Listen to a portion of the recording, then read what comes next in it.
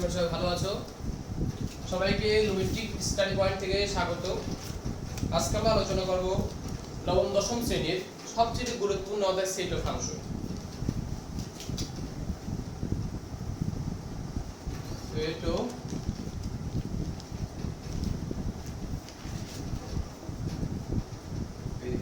Function. তাহলে আমাদের প্রথম প্রশ্ন আছে সেট।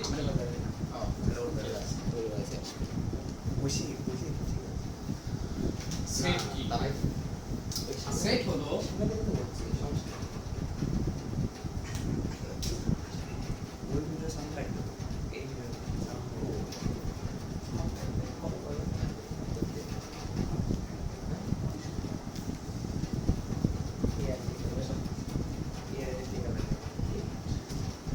বস্তুর সমাবেশ বা বিন্যাসকে সেট। আমরা কি দেখলাম এখানে? বাস্তব ও চিন্তা জগতে সুসংজ্ঞায়িত বস্তুর সমাবেশ ও বিন্যাসকে সেট বলে। তবে সেটের কিছু বৈশিষ্ট্য আছে। বৈশিষ্ট্য সেটকে সাধারণত এক নম্বর, সেটকে সাধারণত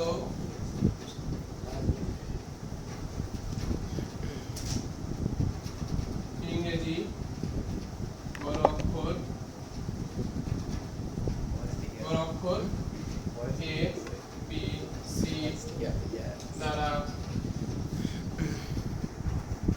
প্রকাশ করা হয়। সেটকে সাধারণত ইংরেজি অক্ষর যেমন এ বি সি দ্বারা প্রকাশ করা হয়। দুই নামের মধ্যে রয়েছে ধরুন সেটকে দ্বিতীয় বন্ধনী দ্বারা প্রকাশ করা হয়। সেটের প্রত্যেকটি সদস্যকে সেটের প্রত্যেকটি সদস্যকে সেটের উপাদান বলা হয়। উপাদান বলা হয়। তাহলে সেটের বৈশিষ্ট্যগুলো কি কি? সেটের বৈশিষ্ট্য হচ্ছে সেটকে সাধারণত ইংরেজি অক্ষর বড় হাতের অক্ষর এ বি সি দ্বারা প্রকাশ করা হয়। দুই নাম্বার, সেটকে দ্বিতীয় বন্ধনী দ্বারা আবদ্ধ করা হয়। তৃতীয়ত, সেটের প্রত্যেকটি উপাদান সেটের উপাদান। তবে আরো অনেক বৈশিষ্ট্য আছে। তবে সেটের কে উদাহরণ দেওয়া যাবে। একটা एग्जांपल,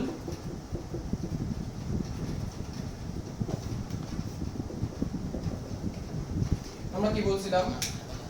প্রথমত বলছিলাম সেটের বৈশিষ্ট্য কি? ইংরেজি বড় হাতের অক্ষর।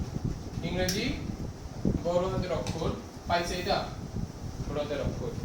দ্বিতীয়ত বলছিলাম সেকেন্ড ব্র্যাকেট, এই হলো সেকেন্ড ব্র্যাকেট। তৃতীয়ত বলছিলাম সেটের প্রত্যেকটি সদস্যকে সেটের উপাদান বলা হয়। তবে আমরা কি বলতে পারি? এখানে সেটের একটি এলিমেন্ট হচ্ছে ইংলিশ অক্ষর বা উপাদান। সেটের প্রত্যেকটি উপাদানকে সেটের এলিমেন্ট বলা হয়। তবে আমরা এখন আলোচনা করব সেটের জনক নিয়ে। সমস্যা নেই, ক্যামেরার পাশেই আছে। আমরা এখন আলোচনা করব সেটের উপাদান নিয়ে। সেট কি আবিষ্কার করছে সেই সম্পর্কে।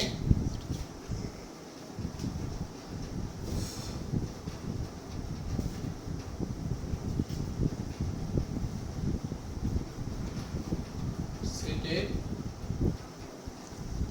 জনক অর্থাৎ সেট কিভাবে আসলো, এটা বলতে গেলে আমাদের সে যে যাইতে হবে জার্মান গণিতবিদ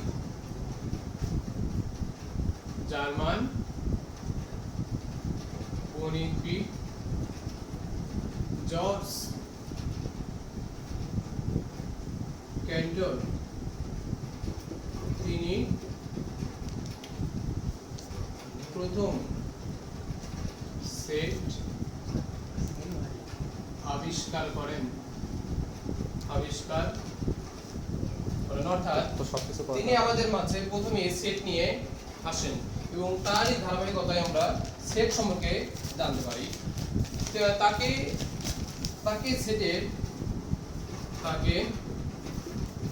সেটের জনক বলা হয়। তাকে সেটের জনক বলা হয়। যেমন 2 4 6 সংখ্যা তিনটির কি সংখ্যা তিনটির সেট A equal to 2 4 6। তোমাদেরকে বলা হয়েছিল যে একটি সেট প্রকাশ করার জন্য কয়েকটি বৈশিষ্ট্য থাকে, সেগুলোর মধ্যে দেখো প্রথমত বলছিলাম সেটকে বড় হাতের ইংলিশ অক্ষর A B C দ্বারা প্রকাশ করা হয়, যেমন এটা প্রথমত মিলছে A দ্বারা। দ্বিতীয়ত বলছিলাম সেটকে প্রকাশ করার জন্য দ্বিতীয় বন্ধনী মিলছে। তারপর বলছিলাম যে তোমাদেরকে সেটের মধ্যে যে উপাদানগুলো থাকে সেগুলো প্রত্যেকটা এলিমেন্ট 2 একটা এলিমেন্ট 4 একটা এলিমেন্ট 6 একটা এলিমেন্ট বা উপাদান। প্রত্যেক সেটের উপাদানকে তোমাদেরকে বলি প্রত্যেক সেটের উপাদানকে ওই সব লিখিস না, মেন ওয়ার্ডগুলি লেখ। এলিমেন্ট অবলিক উপাদান বলা হয়। সেটের প্রত্যেকটি উপাদানকে তাদের এলিমেন্ট বলা হয়। তোমাদেরকে एग्जांपल দেয়া যায়, দেখো B A B, এখানে A একটা এলিমেন্ট B একটা এলিমেন্ট। এখানে B একটি সেটের মধ্যে বড় হাতের এটা কি ছোট হাতের A ছোট হাতের B, এখানে বড় হাতের অ্যালফাবেট হচ্ছে B, সেহেতু সেটের উপাদান B সেটের উপাদান A, B, অর্থাৎ এই B সেটের উপাদান হলো A, B। তবে উপাদান প্রকাশিত চিহ্ন আছে একটি, লাল মার্কারে দেখা যাক, উপাদান নির্দেশিত চিহ্ন।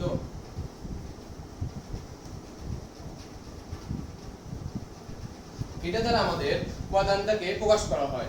যেমন আমরা বলতে পারি A belongs to B, অর্থাৎ এখানে কি বলা হয়, এখানে A, A হচ্ছে B এর উপাদান, A B এর উপাদান বা সংখ্যা বলা যায়। এর কি বলা যায়, এখানে বলা যায় A কে ছিল এখানে B এর মধ্যে A ছিল না, কে ছিল এখানে A B এর সদস্য বা A belongs to B, A B এর অধীনে বা